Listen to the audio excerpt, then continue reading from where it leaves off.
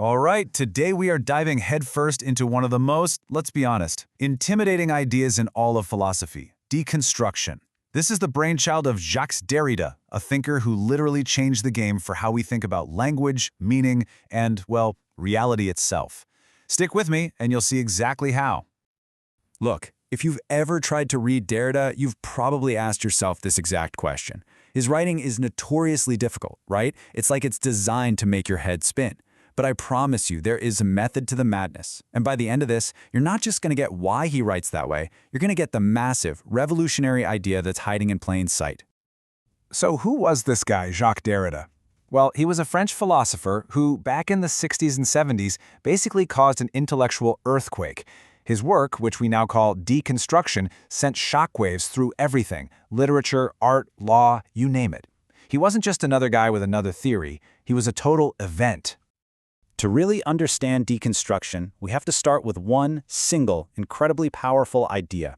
It's an idea that Derrida argued has been running the show in Western thought for thousands of years, the idea of a center. This concept, right here, is the key that unlocks everything. So what on earth is a center? Just think of it like a fixed point of origin, a North Star that gives meaning and structure to everything around it. And throughout history, this center has worn a lot of different hats: God, man, reason, consciousness, truth. It's supposed to be the ultimate anchor, the thing that guarantees meaning and stops the world from just spiraling into chaos. Derrida's entire project is about taking a closer look at this anchor. Now, I know this is all pretty abstract, so let's use a really concrete example. Think about the Eiffel Tower. For our purposes, it's the perfect stand-in for what Derrida means by a center. It's this single point that seems to organize the entire city of Paris right around it.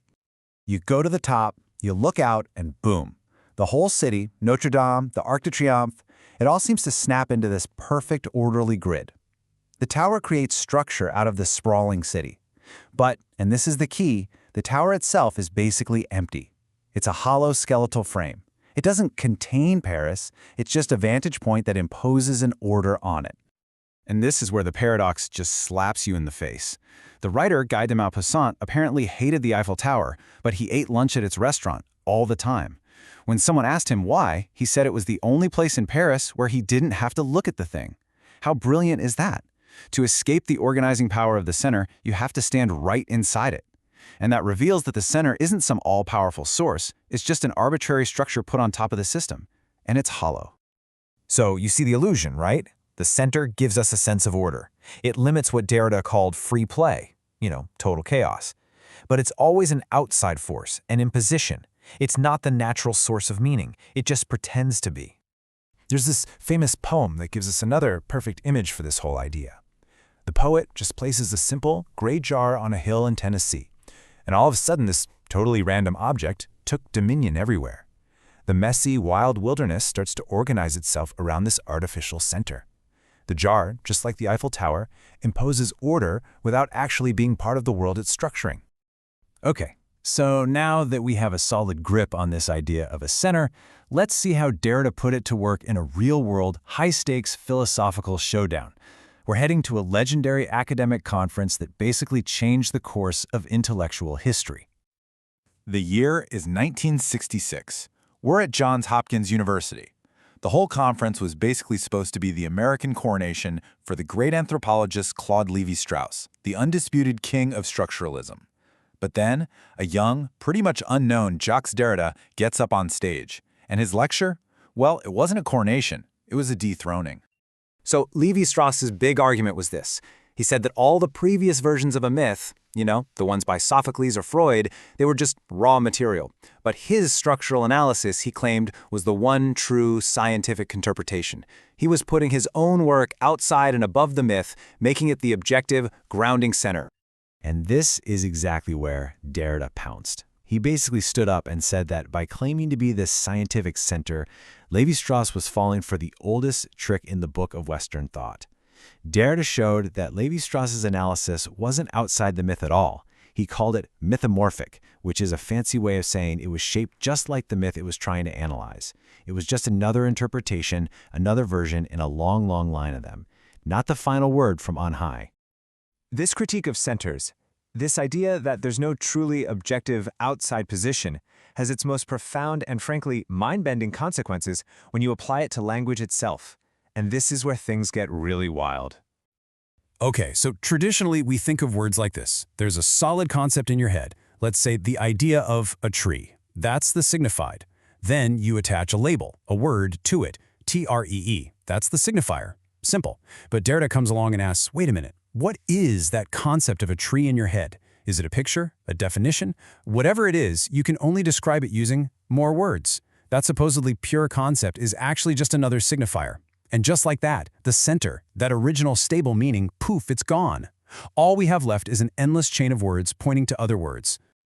And that is what deconstruction calls the signifying chain. It means that meaning isn't some fixed thing out there that we find. It's something that is constantly being created and, this is the crucial part, constantly being deferred or postponed as we move from one word to the next. There's no final destination, no anchor, no transcendental signified waiting for us at the end of the chain of language. So this brings us to Derrida's masterpiece, his most famous and famously misspelled master concept. It's a word so clever it actually performs the very idea it's trying to describe. Let's talk about difference. Let's break this down. The structuralists, they talked about différence, spelled with an E. This is a static, spatial system of differences. Think of it like a menu at a restaurant. All the options are laid out in space. Cat has meaning because it's different from bat and cap on the menu. But Derrida's différence with an A introduces the crucial element of time. See, the French verb différer has this amazing double meaning. It means both to differ and to defer, as in to postpone. So différence isn't a static menu. It's the constant active process of meaning always being made and remade as we move along that endless chain, always deferring a final, stable meaning. And here is the absolute genius of it all. If you say these two words out loud in French, différence and différence, they sound exactly the same. You cannot hear the difference. The A is a silent, purely written mark. That one little letter proves Derrida's entire point. Writing isn't just a poor copy of speech. It can create meanings that speech, which we often think of as more immediate, more present, more of a center, simply cannot capture. It's brilliant. So Derrida leaves us with this pretty dizzying thought. All the stable centers we rely on to make sense of the world, God, truth, reason, even our own sense of self, might just be illusions created by language. And this leads us to one final, really provocative question. If every center we thought was grounding our reality is ultimately just an arbitrary, empty structure, like the Eiffel Tower, then what in the world is actually holding it all together? That's the challenge deconstruction leaves us to chew on.